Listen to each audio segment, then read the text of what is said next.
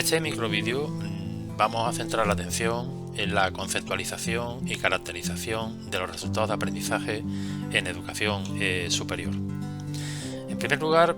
vamos a realizar una pequeña aclaración conceptual del concepto de resultados de aprendizaje frente al de lo que podemos entender como objetivos formativos. Los objetivos formativos, al fin y al cabo, son declaraciones de las finalidades de la formación, de las disciplinas fundamentales que abarca, de sus propósitos, su enfoque o dirección. Y evidentemente está centrado en lo que son los procesos de enseñanza.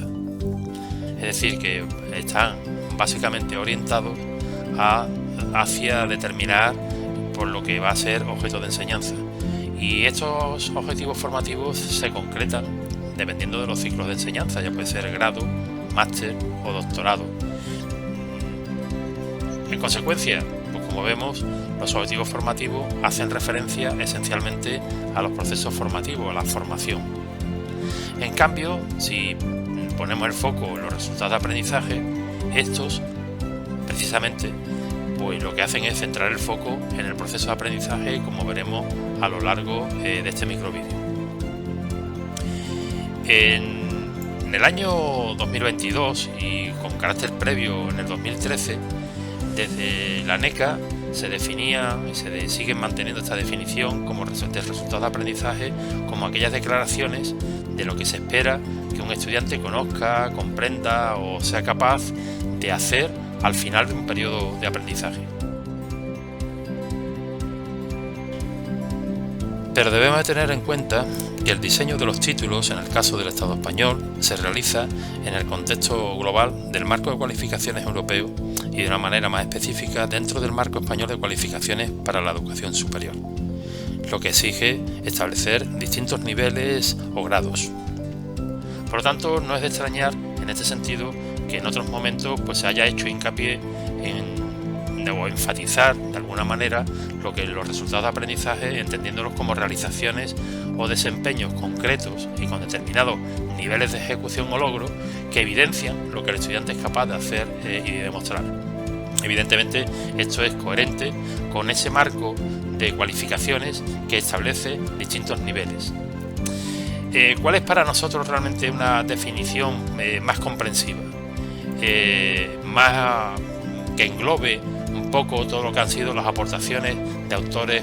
como Big y Tan, de autores como Kennedy o de la experiencia que hemos ido acumulando a lo largo de estos años.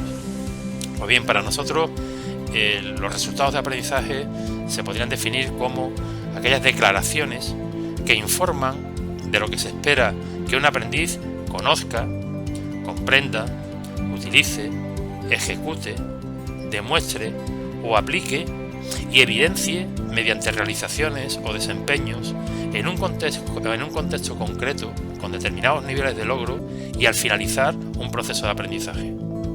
Evidentemente, estas declaraciones han de expresarse y al menos tienen que tener en esa expresión un verbo de acción y un contenido u objeto de aprendizaje sobre el que el aprendiz ha de actuar y, de manera complementaria, unas condiciones o contexto en el que se realizará y un nivel de rendimiento deseado. Posteriormente entraremos en una mayor profundización en cada uno de los aspectos que aquí estamos destacando y reseñando. Pero no quisiera avanzar sin plantear que, con independencia de cómo lo enfoquemos, evidentemente los resultados de aprendizaje van a tener distintos niveles de concreción. En este sentido, tomamos como referencia la aportación de Big y Tans en el 2011, que establecía que los resultados de aprendizaje se podrían establecer al menos a un nivel institucional, y en este sentido serían declaraciones de lo que supone que los egresados de la universidad pueden hacer cuando salen, cuando han finalizado sus estudios universitarios, o pueden ser los resultados de aprendizaje a nivel de título, de tal manera que una declaración de lo que supone que los egresados, cuando finalizan un título, pueden realizar un título concreto, que serán distintos unos de otros. Y por último, podemos hablar de nivel de materia o asignatura, es decir, declaraciones de lo que supone que los aprendices deberían ser capaces de hacer tras la finalización de una materia o asignatura determinada. Lógicamente, dependiendo del nivel en el que nos situemos o en el nivel en el que queramos llegar a definir los resultados de aprendizaje, pues tendrán unos mayores o menores niveles de concreción, un mayor o menor nivel de abstracción. Pero esto nos lleva, lógicamente, a la necesidad de pensar en el despliegue de los resultados de aprendizaje. Ello supone, lógicamente, que a nivel de universidad se tendrían que desplegar los resultados de aprendizaje, pero dentro de un marco de coherencia entre los distintos títulos y las distintas asignaturas que constituyen cada uno de los títulos. Lógicamente serán diversos, serán diferentes, serán distintos, pero todos tienen que estar marcados por el modelo de excelencia docente que se presente por parte de la universidad, y a partir de ahí que sea un despliegue lo que se vaya concretando en cada uno de los títulos y las asignaturas. Sirva como ejemplo la Universidad de Deakin, que establece a nivel de universidad 8 resultados de aprendizaje, y como pues se puede ver, pues definidos de una manera muy genérica: comunicación, el conocimiento y las capacidades de una disciplina concreta, la resolución de problemas, el pensamiento crítico o la ciudadanía. A tenor de las nuevas normativas que están regulando el proceso de desarrollo de los títulos, de diseño de los títulos en España, en el boletín oficial nos aparece el Real Decreto el 822/2021, y en el que se especifica que es necesario, a la hora de diseñar un título, aportar un listado de los resultados fundamentales del proceso de formación y de aprendizaje, y la universidad identificará cada uno de estos resultados de aprendizaje haciendo referencia a su clasificación, ya sea en conocimientos o contenidos, competencias y habilidades o destrezas. Claro, clasificar nos supone ordenar o disponer por clases algo, y ello nos llevaría a tener que identificar o clasificar